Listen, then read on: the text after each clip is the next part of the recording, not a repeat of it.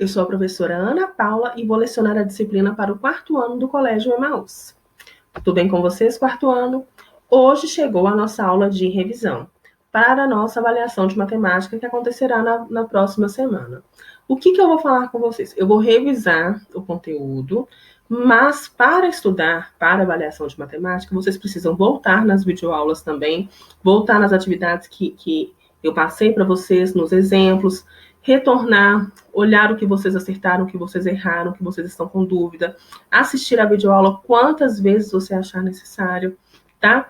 Ah, não, já assisti a aula de revisão, tá bom. Não, não está bom. Você tem que pegar o livro, ler de novo. É um processo, tá, gente? Principalmente porque nós estamos firmes na multiplicação.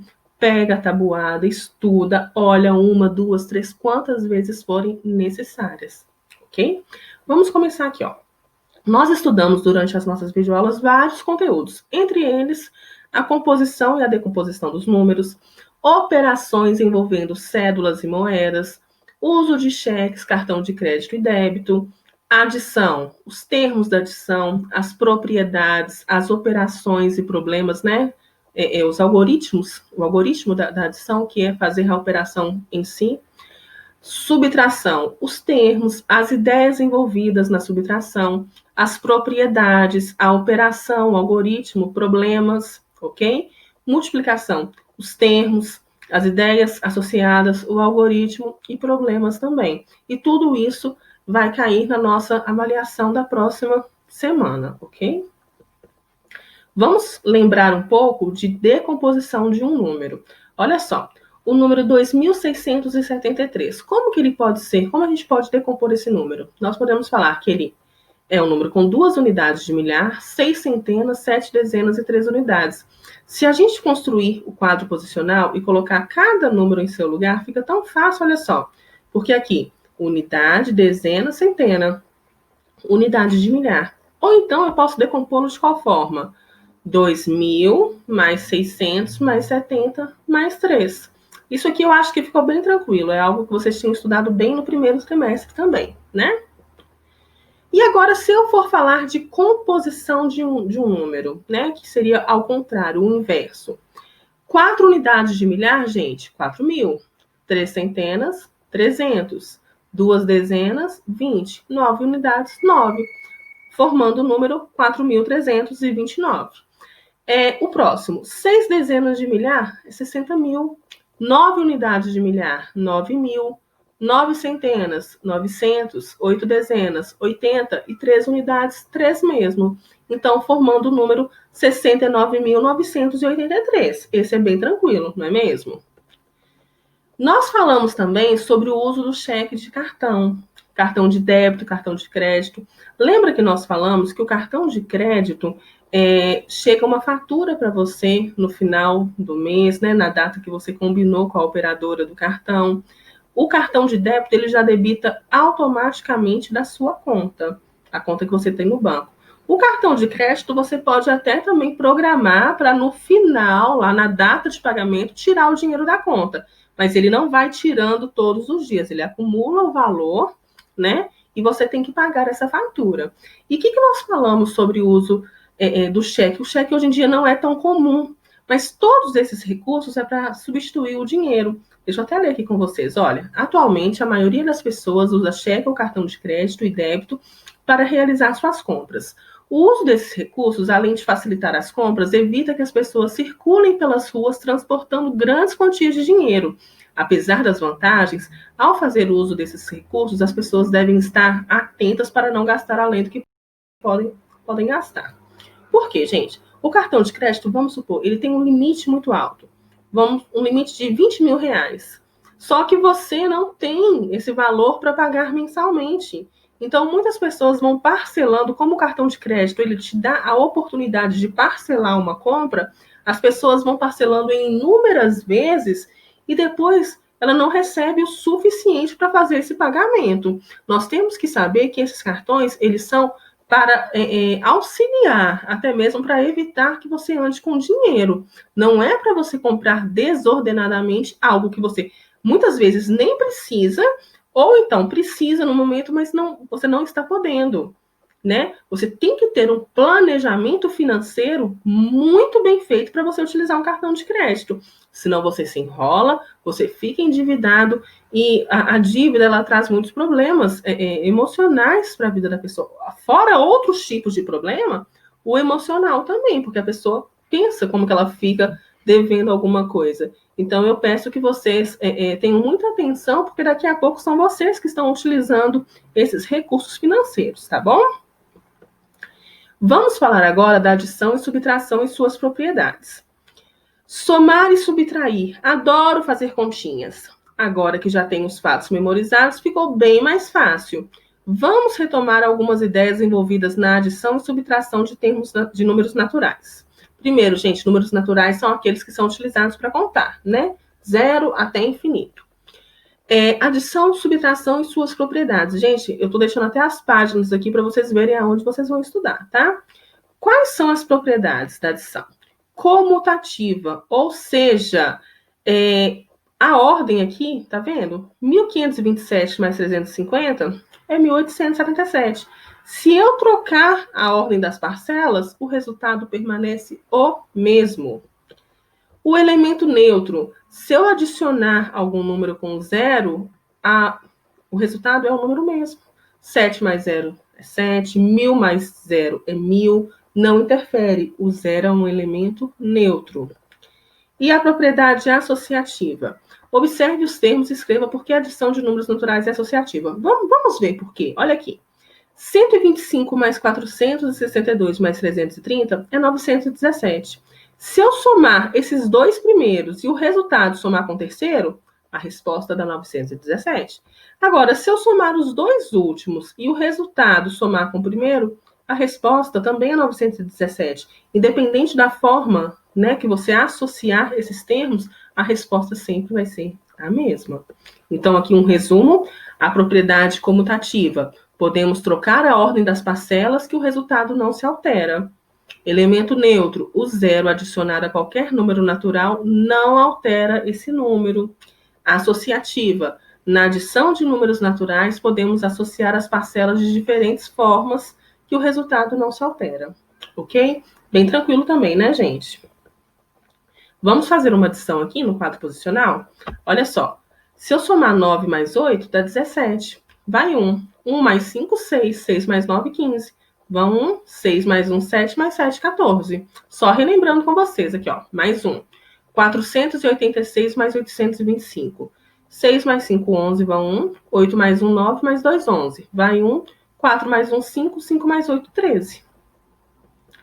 Agora vamos falar um pouquinho sobre a subtração, sobre as ideias que a subtração, as ideias envolvidas na subtração.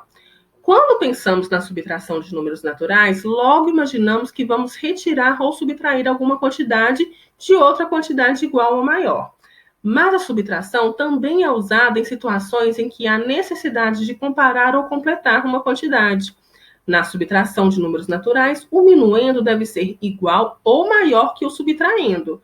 Quando o minuendo ou subtraindo tem a mesma quantidade, o resto, a diferença, é igual a zero. Então, a subtração não é só para retirar, subtrair. Ela pode comparar. Eu tenho uma idade e você tem outra, né? Qual a diferença da nossa idade? Estou comparando a minha idade com a sua. A gente usou muito isso nas nossas videoaulas. Eu vou viajar até Ouro Preto. Até Ouro Preto são 100 quilômetros. Parei em Itabirito, que... eu já não sei, estou dando um exemplo, tá, gente?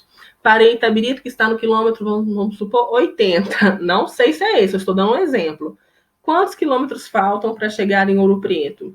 Então, seriam 20, né? Nesse exemplo que eu dei. A distância até Ouro Preto eu sei, até Itabirito eu não sei, não. Então, foi um exemplo.